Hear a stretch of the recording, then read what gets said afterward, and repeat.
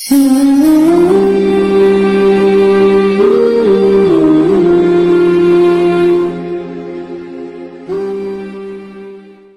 لله وحده والصلاة والسلام على من لا نبي بعده لا أمة بعد أمته ولا رسالة بعد رسالته صلى الله تعالى عليه وعلى آله وأصحابه أجمعين أما بعد أعوذ بالله من الشيطان الرجيم بسم الله الرحمن الرحيم لن ينال الله لحومها ولا دماؤها ولكن يناله التقوى منكم قال تبارك وتعالى في مقام آخر وناديناه أن يا إبراهيم قد صدقت الرؤيا إنا كذلك نجزي المحسنين قال تبارك وتعالى في مقام آخر إن أكرمكم عند الله أتقاكم قال عليه الصلاة والسلام قال أصحاب رسول الله صلى الله عليه وسلم ما هي الأضاحي يا رسول الله قال سنة أبيكم إبراهيم وقال عليه الصلاة والسلام إنما الأعمال بالنيات وإنما لامرئ ما نوى صدق الله وصدق رسوله النبي الكريم ونحن على ذلك لمن الشاهدين والشاكرين والحمد لله رب العالمين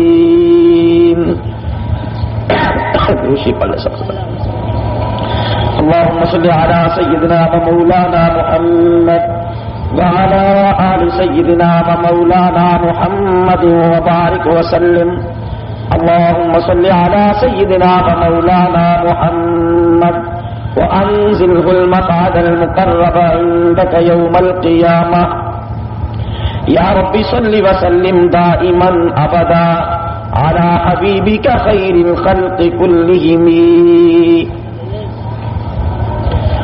قابل قدر بزرگوں نوجوان ساتھیوں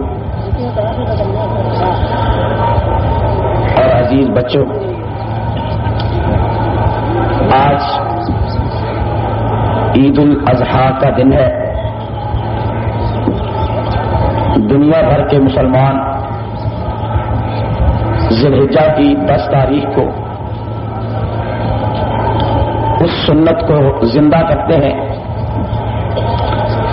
جس سنت کو جاری ہوئے آج 4,500 سال کا عرصہ گزر چکا ہے۔ دنیا کا قاعدہ اور اصول یہ ہے کہ ایک کوئی بہت بڑا واقعہ ہو جائے، چند دن اس کی بڑی دھوم ہوتی ہے، بڑا چرچا ہوتا ہے، وقت گزرنے کے ساتھ ساتھ لوگ بات بھول جاتے ہیں۔ کوئی زخم لگ جائے چند دنوں کے بعد مندمل ہو جاتا ہے۔ کسی کی جدائی کا صدمہ خواہ کتنا ہی زیادہ بے قرار اور مضطرب کرنے والا کیوں نہ ہو، چند دنوں کے بعد آدمی سنبھلتے سنبھلتے سنبھل جاتا ہے۔ لیکن کائنات انسانی میں کچھ واقعات ایسے بھی ہوتے ہیں کہ جنہیں گردش ایام گوشہ نسیان میں نہیں ڈال سکتی۔ چند باتیں ایسی بھی ہوتی ہیں کہ دن رات کی آمد و رفت ان باتوں کو بھلانے کی بجائے ان کی یادوں کو اور تازہ کرتی چلی جاتی ہے۔ ان باتوں میں سے ایک بات حضرت ابراہیم علیہ السلام کی یہ سنت قربانی ہے۔ میرا دعویٰ ہے کہ ہر سال جتنے مسلمان اس سنت پر عمل کرتے ہیں آنے والے سال میں اس سنت کو زندہ کرنے والوں کی تعداد اس سے زیادہ ہوتی ہے۔ اس سال گزشتہ دن میدان مینا میں 50 لاکھ کے قریب مسلمانوں نے جمع ہو کر اس سنت ابراہیمی کو زندہ کیا۔ اخبارات میں آیا کہ دنیا کا سب سے بڑا مذبح خانہ کہ جہاں جانور ذبح کیے جاتے ہیں، ساری دنیا کا سب سے بڑا مذبح خانہ وہ میدان مینا میں باضابطہ طور پر اس کو بنا کر اس کا افتتاح کیا گیا، جہاں بیک وقت لاکھوں جانور ذبح کیے جا سکتے ہیں۔ حالانکہ اس سے پہلے کبھی اتنی بڑی قربانی نہیں ہوئی۔ یہ یاد تازہ ہو رہی ہے، یہ عمل ہو رہا ہے ابراہیم علیہ السلام کی اس سنت پر جس کی بنیاد 4500 سال پہلے رکھی گئی۔ وجہ کیا ہے کہ ایک وہ کام جو ابراہیم علیہ السلام نے اس مقام پر کیا جہاں باپ اور بیٹے کے علاوہ سوائے ذات خدا کے کوئی تیسرا نہ تھا۔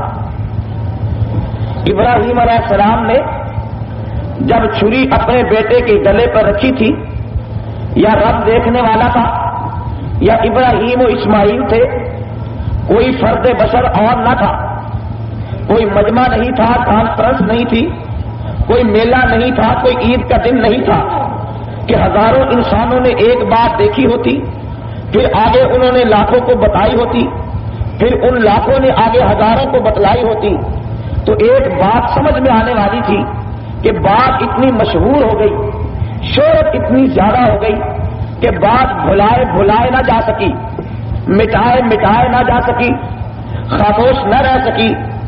بات تو وہاں ہو رہی ہے جہاں یا باپ ہے جو چھری ہاتھ میں لیے ہوئے ہے، یا بیٹا ہے جو سامنے لیٹا ہوا ہے۔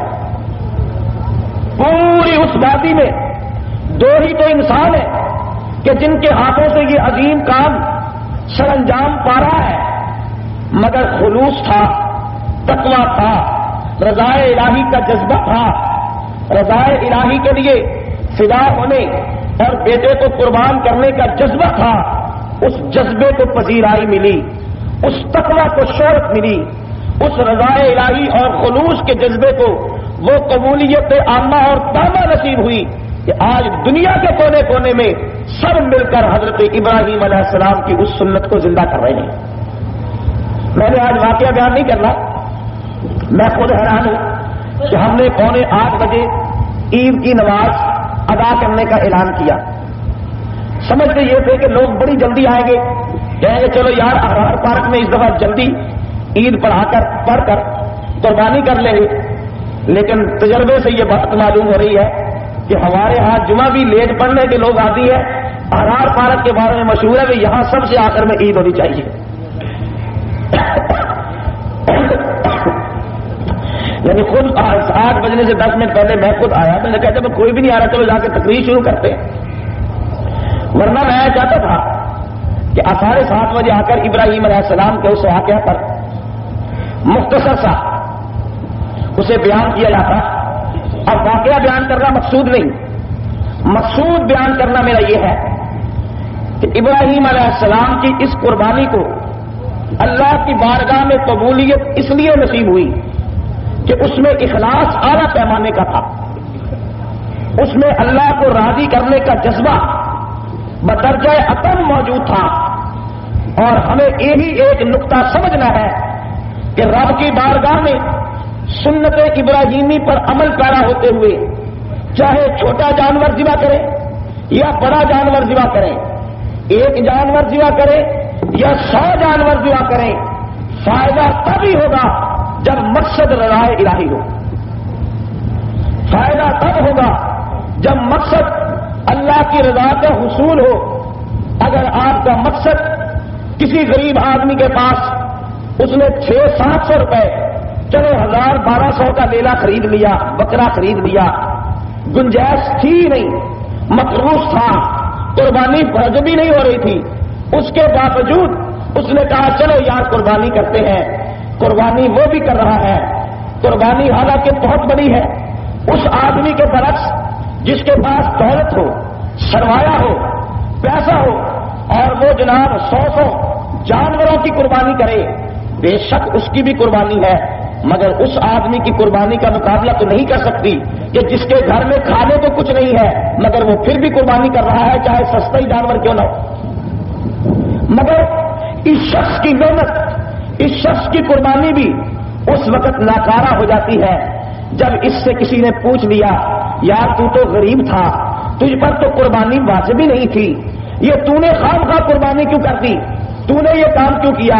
تو آگے سے جواب یہ نہیں دیا کہ یار میں بھی چاہتا تھا سنت ابراہیم پر عمل کروں، آگے سے جواب یہ نہیں دیا کہ چلو میں تو اس عورت کی طرح جو خریداران یوسف کی لائن میں کھڑی ہو گئی تھی سوٹ کی اٹی لے کر کہ روز قیامت یوسف کے خریداروں میں نام لکھا جائے گا، میں اس لیے چھوٹا سا جانور لے کر غریب ہونے کے باوجود آ گیا ہوں کہ روز محشر سنت ابراہیم پر عمل کرنے والوں کی سب میں کھڑا ہو جاؤں گا۔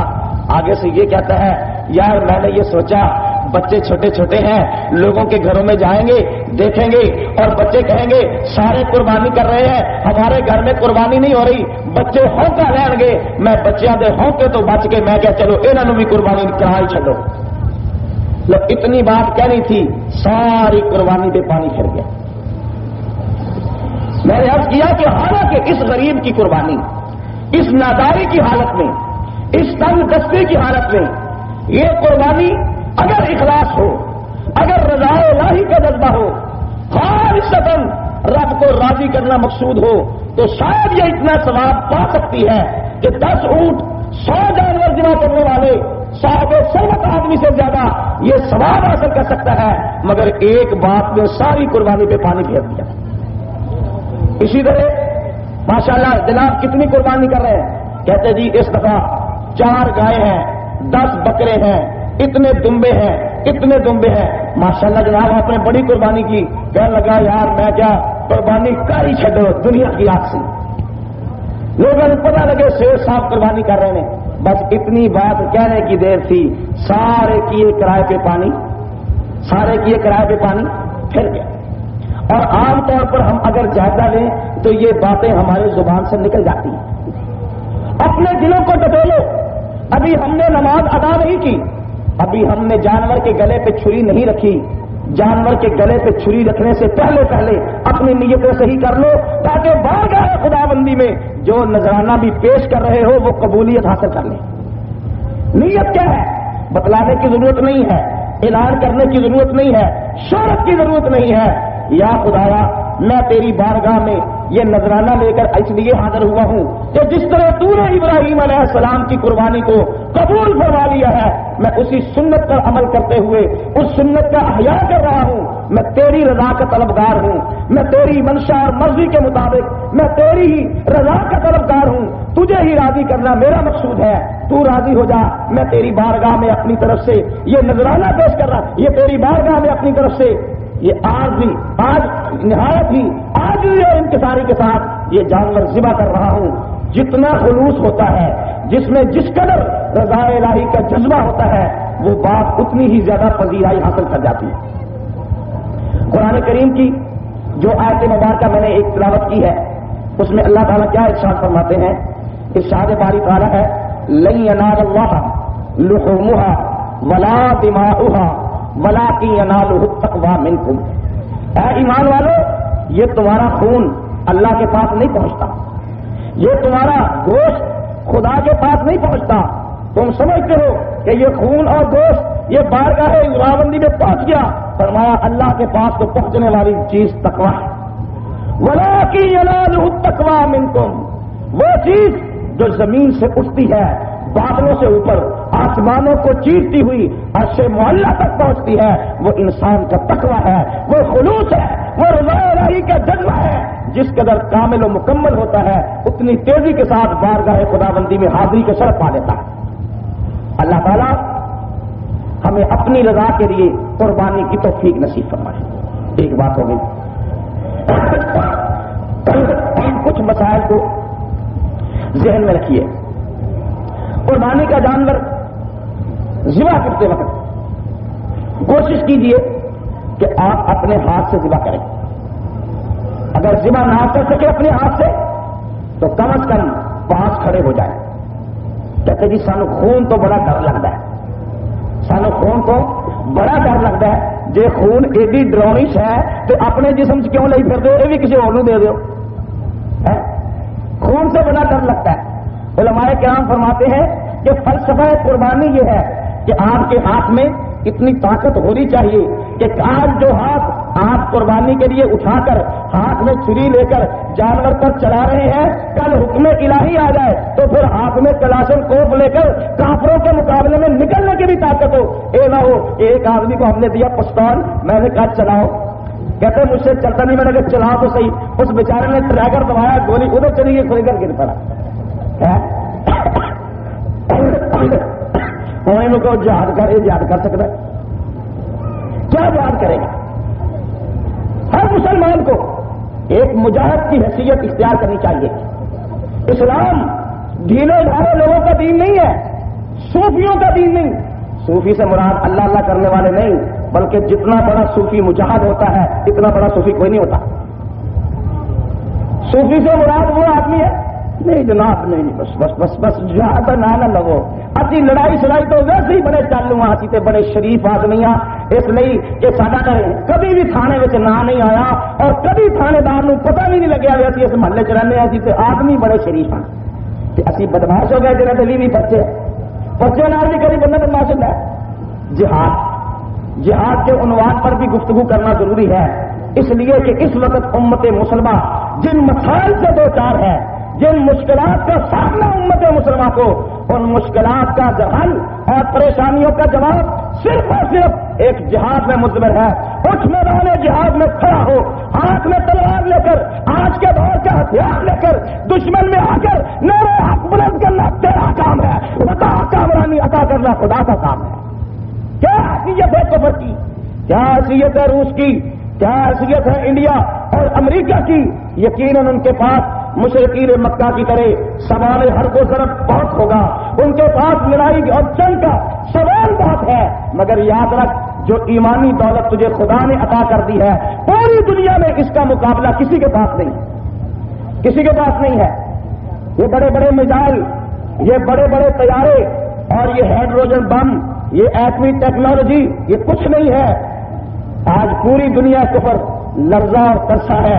کلنٹن بھی پاکستان آ رہا ہے ڈر ڈر کر، ہے ڈر ڈر کر، اور سانو امریکہ بلاؤ، اسی بغیر گل مانا تو امریکہ ہونے تیار ہے کہ تسی آ رہے ہو، پانی بھی کہتے نال لے کے آ رہا، روٹی بھی کلنٹن کہتا ہے میرا اپنا پکانے والا ہوگا، اور پاکستان کی سیکورٹی پر بھی بھروسہ نہیں ہے، سیکورٹی بھی ہماری اپنی ہوگی۔ پاکستانی اور مسلمان یہ اتنے گئے گزرے لوگ نہیں ہوتے اور اتنے بزدل بھی نہیں ہوتے کہ اپنے مہمان کی عزت کرنا نہ جانتے ہو۔ اول تو میرا موقف یہ ہے کہ جناب کے منحوس قدموں کی پاکستانیوں کو ضرورت ہی نہیں ہے۔ ہمارے حکمرانوں کو بھی یہ بات آنی چاہیے ذہن میں، کوئی ضرورت نہیں بغداد پہ اور عراق پر حملے کے واقع وہاں کے بچوں اور عوام کا قتل عام کروانے والے، کوسوو بوسنیا کے قاتل، تیمور انڈونیشیا کے ملک کے مسلمانوں کے قاتل اور عیسائیوں کے حامی، اور خاص طور پر چیچنیا کے مسلمانوں کے قاتل، امریکہ کے صدر کی پاکستان میں استقبال کرنے کی ہمیں کوئی ضرورت کچھ نہیں ملے گا۔ نہ کلنٹن کچھ دے سکتا ہے، نہ امریکہ کچھ دے سکتا ہے۔ مسلمانوں بارگاہ خدا بندی میں حاضر ہو جاؤ، جو ملنا ہے وہیں سے ملنا ہے۔ ان لوگوں نے تو ہمارے ہاتھوں میں قرضوں کی ہتھکڑیاں پہنا دی، ہمارے پاؤں میں مجبوریوں کی بیڑیاں پہنا دی، ہماری گردنوں میں توق ڈال دیے اپنے مفادات کے۔ آج نہ ہمارے ہاتھ کھلتے ہیں، نہ ہمارے قدم چلتے ہیں، نہ ہماری گردن اٹھ سکتی ہے۔ ہمیں جکڑ کر ہر طرف سے زنجیروں میں باندھ کر اپنے سامنے کھڑا کر کے ہم سے آقا آقا کی رت لگوائے ہوئے ہیں۔ ایمان والو، جب تک اس کافر قوم کے سامنے، اس ظالم قوم کے سامنے کلمہ حق کہہ کر ہتھکڑیاں نہیں اتار دیتے، اس وقت تک مسئلہ حل نہیں ہوتا۔ غلامی میں ناکام آتی ہے تدبیریں اور شمشیریں، جو ہوز ہو کے یقین پیدا وہ کر جاتی ہے زنجیریں۔ کوئی کہہ سکتا ہے اندازہ اس کے دور بازو کا نگاہ مرد مومن سے بدل جاتی ہے تقدیریں۔ اور یہ مرد مومن والی نگاہ بھی سمجھو، ایسی سمجھا ہوا جہے تن تے کپڑا نہ ہوئے، جنوں اپنی ہوش نہ ہوئے، روٹی کھان کا بل نہ آئے، لالا مد دیا ہو، سالوں کے حال میں کہتے نگاہ اٹھاؤ مارو ساری تقدیراں بدل گیا دیا لگا تقدیریں نہیں بدلتی. کس کی نگاہ سے تقدیر بدلتی ہے؟ تقدیر بدلتی ہے ملا عمر کی نگاہ سے، تقدیر بدلتی ہے خالد بن ولید کی نگاہ سے. وہ جو جسے کہا غلامی میں کام آتی ہے تدبیریں اور شمشیریں، اس شعر کا تعلق تو ان سے ہے جو ہو سو کے یقین پیدا تو کر جاتی ہے زنجیریں. سارے مجاہدوں میں حدیثیں، ساری مجاہدوں والی باتیں ان لوگوں پہ فٹ کی جا رہی ہیں جن سے بڑا بزدل ہی کوئی نہیں، جن کو اپنے آپ کی سمجھ ہی نہیں. ہم مجاہدوں کی باتیں ہیں. رسول اللہ صلی اللہ علیہ وسلم کے دین میں رحمانیت نہیں ہے کہ جناب نہ اپنا خیال نہ بچوں کا خیال نہ دنیا کو خیال، جتنے مست ہوئی پہنے پیر ہی رہے، جہاں کھڑا کر دیا کھڑے ہی رہے، جہاں بٹھا دیا بیٹھے ہی رہے. انہوں لوگوں دیا نگاہ جب تقدیراں بدل دیا ہوں تو 6 مہینے بعد اپنے تن کے کپڑے کا ضرور بدل دینا. نہیں سمجھے؟ جن کے تن کے کپڑے نہیں بدلتے وہ تیری تقدیریں کیا بدل سکتے ہیں؟ اصل تو تقدیریں خدا کے حکم ہی سے بدلتی ہیں، لیکن خدا کے حکم پر عمل پیرا ہو کر جو راہ جہاد میں نکل آتے ہیں خدا ان کے ذریعے سے قوموں کی تقدیریں بدل دیتا ہے. تو عرض کر رہا تھا کہ اپنے ہاتھ سے ذبح کرو، جانور اپنے ہاتھ سے ذبح کرو تاکہ یہ ہاتھ اتنا مضبوط ہو جائے کہ اگر کل کلا اس ہاتھ سے واجپائی کو، کل کلا اس ہاتھ سے جسوت سنگھ کو یا کسی اور بے ایمان کو ذبح کرنے کی ضرورت ہے، تیرا ہاتھ گولی کی طرح تو چلے، تیرا ہاتھ لکڑی کی طرح کھڑا نہ ہو جائے. اور یہی ہوتا نا، ڈھنگ سکھاتے ہیں. پہلے وہاں آپ وہ رضاکار ہوتے تھے نا تو ان کو وہ دے دیتے تھے لکڑی کی بندوقیں. آپ نے بھی دیکھی ہوں گی، ہم بھی بچپن میں دیکھتے تھے لکڑی کی بندوقیں گھروں میں پڑی ہوئی ہیں، لکڑی کے اس کے ساتھ لیفٹ رائٹ ہو رہا ہے، لکڑی کی بندوقیں کہتے کیا ہے آج لکڑی ہے تو کل اصلی بھی چل جائے گی. اور آج جانور پر ذرا تھوڑا سا آزما کر تو دیکھو کہ ذبح کیسے کیا جاتا ہے، کل خدا تمہارے ہاتھوں سے کفر کے طاغوتوں کو بھی ذبح کرا سکتا ہے. ویسے تقریر یہی ہے، جو تقریر اوپر جاتی ہے تو کچھ اور بن جاتی ہے. کہ مولانا اعظم طارق نے آج ساری تقریر عید الاضحیٰ کی دہشت گردی پر مبنی کی جو ہے وہ ان کی تقریر تھی. انہوں نے کہا کہ قتل و غارت گری کا طریقہ سیکھو. تقریر بدلنے کو دیر لگتی ہے. ایسے ایسے ہمارے مہربان ہیں. کل ایک مہربان کے بارے بھی رپورٹ پڑھنے میں آئی، سننے میں آئی، کیا بات مہربان ہے ہمارے اسپیشل برانچ والے ہیں، یہاں ہوں گے تو اور مہربانی فرما دیں گے.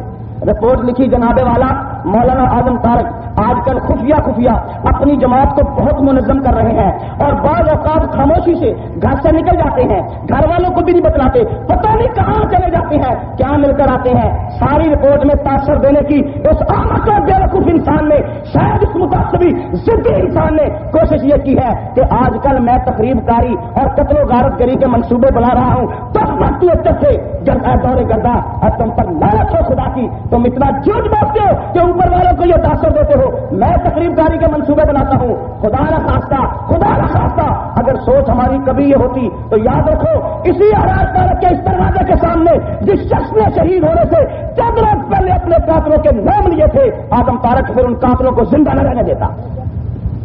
ہم سے امن پسندی کا سرٹیفکیٹ اور مت مانگو. اس سے بڑی ہماری امن پسندی کیا ہے؟ ہماری قیادت در قیادت شہید ہو گئی اور شیعہ کی قیادت پر کبھی قاتلانہ حملہ بھی نہ ہوا، کبھی ہوا. اور ہمارے مولانا حق نواز شہید رحمت اللہ علیہ نے نام بتلائے اپنے قاتلوں کے. 10 سال گزر گئے، کارکن آج بھی گریبان پکڑنے کو آتے ہیں. مولانا نے قاتلوں کے نام لیے، تم بڑا نظریے کی بات کرتے ہو، مولانا کی جماعت کی بات کرتے ہو، قاتل تو چل پھر رہے ہیں، قاتلوں کو زندہ کیوں رکھا جا رہا ہے؟ ہم انہیں کہہ رہے ہیں امن. قتل و غارت گری مسئلے کا حل نہیں. اگر قتل و غارت گری پہ سپاہ صاحبہ یقین رکھتی، حاصل پور کے کسی آدمی کو جسے جانتے نہیں ہم اسے قتل نہ کراتے، قتل کراتے اس شخص کو جس کا نام مولانا حق نواز نے دیا رحمہ اللہ تعالی. لیکن کیا کرے کوئی اتنی جھوٹی رپورٹیں، اتنی غلط رپورٹیں، اور رپورٹر پارٹی سے کچھ نہیں ہوتا. جو دن جیل میں لکھے ہیں وہ باہر نہیں آئیں گے، جو قبر میں لکھے ہیں وہ زندگی کے نہیں. بس وہ آپ اخبار میں پڑا ہوا، ہم نے تو اب یہ چیزیں ویسے ہی ہمارے لیے کوئی حیثیت نہیں رکھتی. جب تک زندہ رکھنا ہے. فیصلہ آباد میں گئے، آج سے 3 دن پہلے کی بات ہے، وہاں ہمارا جو وہ کچہری بازار کی مسجد ہے وہاں سے ڈگلس پورا نور مسجد میں گئے، چلے گئے ہم روٹین کے مطابق. تو دو نوجوان تھے شیعہ، گھومتے رہے، پوچھتے رہے مولانا کب باہر نکلیں گے، مولانا سے کیسے ملاقات ہو سکتی ہے. بس کچھ ساتھیوں کو شک پڑ گیا. شک پڑنے کے بعد پولیس والوں سے کہا گیا نے پکڑے.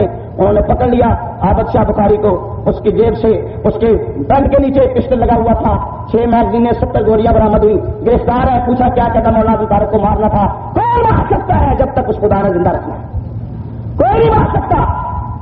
وہاں برابر نگر گئے. ڈی سی نے سیدھا اپنے ریسٹ ہاؤس میں بلا لیا. اس نے کہا جناب پہلے میری بات سن لو, خدا کے لیے منچے اب آپ مت جاؤ. میں نے کہا کیا ہو گیا؟ کہتے جی آپ کے آنے سے پہلے یہ بم برآمد ہو گئے. میں نے کہا یار چھوڑو بمبا شمبا کچھ نہیں ہوتا, جانے دو ہمیں منچے بات. کہتے جی رات کا وقت ہے, سرحد کے قریب ہے. میں نے کہا کچھ نہیں ہوتا. پہلے کمال ہے تھی موت تو نہیں ڈرتے. میں نے کہا ہم اس لیے نہیں ڈرتے, ہمیں پتا وقت سے پہلے آنی نہیں ہے, وقت سے پہلے نہیں آنا. جھوٹی رپورٹیں جتنی مرضی بناؤ, اگر جیل لکھی کس وقت میں آئے گی پہلے بھی دیکھی ہے, اللہ بھی دیکھ لیں گے, مگر تمہاری سوچ کو لعنت کرتا ہوں.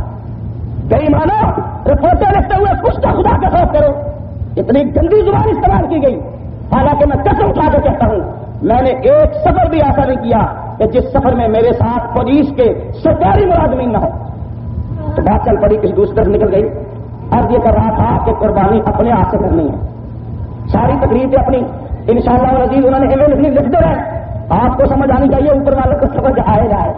خدا کرے اسی طرح کی تقریر لکھ دو جیسے کر رہا ہوں, تاکہ اوپر والوں کے سوئے ہوئے جذبے بھی بیدار ہو جائے اور وہ آج ہی کہہ رہے ہیں جناب کلنٹن آپ کی کوئی ضرورت نہیں ہے, آپ کی پاکستان میں استقبال کی ہمیں کوئی ضرورت نہیں ہے. کہ قوم کے جذبات یہی ہیں, مسلمان آئے پاکستان کی تمنائیں یہی ہیں. دوستو اپنے ہاتھ سے ذبح کرو. نہیں کر سکتے ہو کم از کم 5 کھڑے ہو جاؤ. جانور کو ذبح کرتے وقت 5 کھڑے ہونا کم از کم اتنا تو ہونا چاہیے. پھر اس کے بعد گوشت بنوائیے. گوشت بنا کر سنت طریقے کے مطابق 3 حصے کیجیے. 3 حصے کر کے ایک حصہ گھر میں رکھ لیجیے. دوسرا دوستو احباب اعزاء اقربا, خاص طور پر پڑوسیوں کا بڑا حق ہے. حالت ہماری یہ ہے, دشمنوں سے دور والوں سے دوستی ہوتی ہے, پڑوسیوں سے جنگ ہوتی ہے. حضور پاک صلی اللہ علیہ وسلم کا ایک ارشاد ہے, فرمایا پڑوسی کے بارے میں مجھ پر اتنی وحی آئی میں سمجھنے لگا شاید پڑوسی کو انسان کی وراثت میں حصہ مل جائے گا. اتنے پڑوسی کے حقوق ہیں. تیسرا حصہ فاحشۃ غریب مجبور نادار لوگوں میں تقسیم کریں. ایک مسئلہ یہ, جو لوگ گائے میں حصہ رکھتے ہیں وہ بھی مسئلہ سن لیں. تمام حصے داروں کا مسلمان ہونا ضروری ہے. یہ کوئی دفعہ لنڈا کے لا سکے جیڑی قربانی کی شیعہ آیا, قربانی تباہ ہو گئی. قربانی تباہ ہو گئی.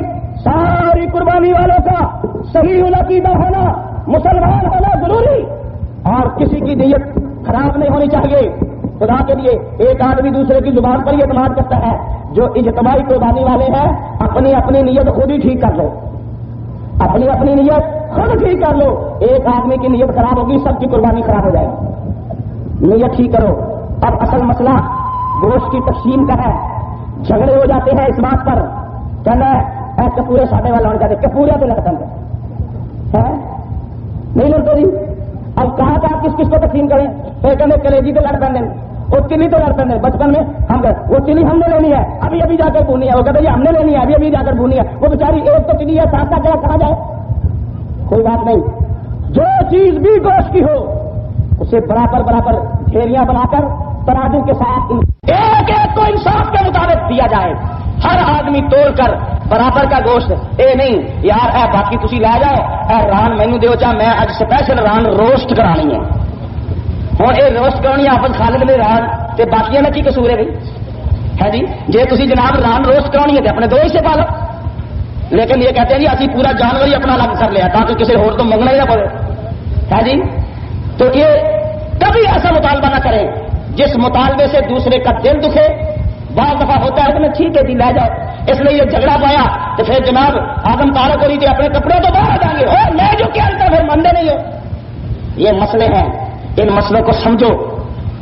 جتنے 7 حصے قربانی میں حصے دار شریک ہیں برابر برابر. ہر چیز کوئی چیز ایسی دیکھو محسوس کرو کہ سب کی نظریں اس پر ہے, 7 ٹکڑے کر دو اس کے.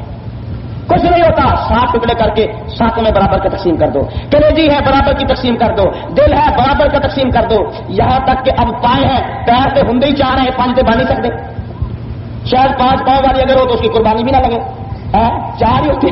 تو ان کو بھی ایسے کرو, باقاعدہ ان کے ٹکڑے بناؤ, 3 ٹکڑے بنا کر ہر چیز کے ٹکڑے بنا کر برابر کا تقسیم کر دو اور تقسیم کے بعد ہر ساتھی اپنا حصہ دے جائے تو کمی بیشی اللہ معاف کرے، میرے دل میں کچھ نہیں۔ یہ ضرور کرنا کہیں سارے کا سارا وہ ثواب، وہ قربانی، وہ تقویٰ جو بارگاہ الہی میں حاضری کے لیے پہنچنا ہے، لڑ جھگڑ کر اس قربانی کو وہیں نہ قید کر دینا۔ بدنیتی آئی، لڑائی جھگڑا آیا، کہنا ہو تو مینو نہیں دینا، چھری میرے کو چھری کو چھری دے کے حصہ لے جائے۔ اس لیے بھائی جان اس چیز کا خیال رکھنا۔ یقیناً یہ باتیں آپ کو اوپری محسوس ہوتی ہوں گی، لیکن جب آپ ابھی جائیں گے تو آپ کو محسوس ہوگا کہ یہ باتیں کتنی اہمیت کی حامل ہیں، اور علماء دین کو یہی باتیں اس موقع پر بتلانی چاہیے۔ واقعہ حضرت ابراہیم علیہ السلام کا برکت کے لیے بیان کیا جاتا ہے، ورنہ اگر واقعہ میں بیان کروں تو کوئی بچہ کھڑا ہو کر کہہ سکتا ہے آگے میں بیان کر سکتا ہوں، اس لیے کہ یہ اتنی مرتبہ سنا ہے۔ لیکن مسائل کو سمجھیں، اور ساری باتوں کے آخر میں بات، جو آدمی قصاب ہے، کام کرنے والا ہے، اس سے مزدوری پہلے طے کرنی ہے۔ گوشت قربانی کا قصاب کو مزدوری میں نہیں دے سکتے آپ کہ ٹھیک ہے جناب تسی سادہ لیلا ذبح کر دو اور کبھی مزدوری اگر ٹنگ لا جائے اور مزدوری اگر چل تو کھالی لا جائیں۔ کسی قصاب کو مزدوری میں نہ کھال دے سکتے ہیں نہ گوشت دے سکتے ہیں، جو مزدوری اس کے ساتھ طے کریں اسے قربانی سے الگ دیں، پھر چاہے سارا بکرا اس کے حوالے کر دیں، ہمیں کوئی اعتراض نہیں ہے، لیکن قصاب کی مزدوری قربانی سے الگ ہونی چاہیے۔ آخری مسئلہ سن لیں کہ اب رہ گیا، گوشت تو چلا گیا، حصوں میں تقسیم ہو گیا، ایک چیز پھر پڑی رہ گئی جسے کہتے ہیں قربانی کی کھال، جس کے لیے آپ نے بڑے پوسٹر، بڑے اشتہار، بڑے بینر پڑے ہوں گے، قربانی کی کھال فلاں کی، قربانی کی کھال فلاں کی۔ ہم پر بھی یہ سوار ہوئی ہے 4-5 دن سے، ہر یونٹ کو کہتے ہیں 5 باری کھالیں آپ نے لانا ضرور انشاءاللہ۔ وہ کہتے ہیں ٹھیک ہے، میں کہا نہ لیا تو یونٹ توڑ دینا۔ قربانی کی کھال یہ بھی مستحق ادارے کو جانی چاہیے۔ بعض لوگوں نے آج کے دور میں دکانیں کھول رکھی ہیں، کچھ دکانیں مدرسوں کے نام پر ہیں، کچھ دکانیں جہاد کے نام پر ہیں، کچھ دکانیں جماعتوں کے نام پر ہیں۔ ہر فیلڈ میں صحیح کام کرنے والے بھی موجود ہیں، ہر فیلڈ میں دکاندار بھی موجود ہیں، کسی کی نیت پر نہیں، لیکن ہر فیلڈ میں اچھے بھی ہوتے ہیں برے بھی ہوتے ہیں۔ کچھ دکاندار گھس آئے ہیں جہادی تنظیموں میں، کچھ دکاندار گھس آئے ہیں مذہبی اور سیاسی تنظیموں میں، کچھ دکاندار گھس آئے ہیں دینی اداروں کے نام پر۔ دکانداروں سے بچو، اخلاص کے ساتھ کام کرنے والوں کے ساتھ چلو۔ اداروں کی بات آئے، برملا کہتا ہوں، احرار پارک میں عید کی نماز پڑھنے والوں جامعہ محمودیہ کا آپ کے ذمے بہت بڑا ایک حصہ ہے، ایک حق ہے جامعہ محمودیہ کا۔ احرار پارک جامعہ محمودیہ کے لیے مختص ہونا چاہیے، اور جامعہ محمودیہ کے ساتھ ساتھ ایک دوسرا حق ہے آپ پر سپاہی صحابہ کا، ہے یا نہیں ہے؟ ادارہ جے کسی مدرسے نے دینی تو جامعہ محمودیہ نے دو، جے جماعت نے دینی تو پھر سپاہی صحابہ نے کھال دو۔ سپاہی صحابہ کے بارے میں آپ کوئی ڈھکی چھپی بات نہیں، 350 اسیر اس وقت بھی جیلوں میں، ساری دنیا نئے کپڑے پہن کر عید کر رہی ہے۔ افسوس کہ آج بھی وہ کال کوٹری میں اکیلے اکیلے بند ہیں، آج بھی انہیں مل کر عید کی نماز ادا کرنے کی اجازت نہیں ہے۔ مجھے افسوس ہے اس بات پر، 4 مہینے ہو گئے فوجی حکومت کو، نواز شریف کو گئے ہوئے 4 مہینے ہو گئے، کوئی پالیسی ہمیں سمجھ نہیں آتی ہمارے نئے حکمرانوں کی۔ خدا کے لیے اگر سابقہ حکمرانوں کو غلط سمجھتے ہو، جس طرح وہ جیل میں گئے ہیں، ان کی پالیسیوں کو بھی کسی کالے کنویں میں ڈالا ہو۔ جو ظلم کے راج ان کے دور میں تھا، اگر اسی ظلم کا راج تمہارے دور میں رہے گا، پھر مجھے بتلاؤ تم میں اور ان میں فرق کیا؟ جو نواز شریف جیل چاہتا ہے، نواز شریف کی پالیسیاں بھی جیل میں ہونے چاہیے۔ اس ظالموں نے جس طرح کال کوٹریوں میں ہمارے ساتھی بند کیے، ملاقاتوں پر پابندی لگائی، آج تک ملاقاتوں پر بھی پابندی ہے، اور عید کے دن بھی سپاہی صحابہ کے 350 کارکن جیلوں میں اکیلے اکیلے بند ہیں۔ یہ انصاف نہیں ہے۔ اسی اسٹیٹس کو کہ اسی حالت کو باقی رکھو، اس کا مطلب یہ ہے کہ آپ اسی ظلم کو پسند کر رہے ہیں، اسی ظلم کی تائید کر رہے ہیں جس ظلم کی بنیاد نواز شریف شہباز شریف نے رکھی۔ اگر ظالموں کی پالیسیوں کی تائید کرو گے تو مجھے بتلاؤ پھر تاریخ میں تمہارا نام کیا ہوگا۔ اور پھر دوسری بات، سپاہی صحابہ کے 1000 نوجوان شہید ہو چکے ہیں۔ سپاہی صحابہ نہ اپنے شہیدوں کے وارثوں کو بھولتی ہے، نہ ان کے خون کو بھولتی ہے، نہ اسیروں کی اسارت کو فراموش کرتی ہے۔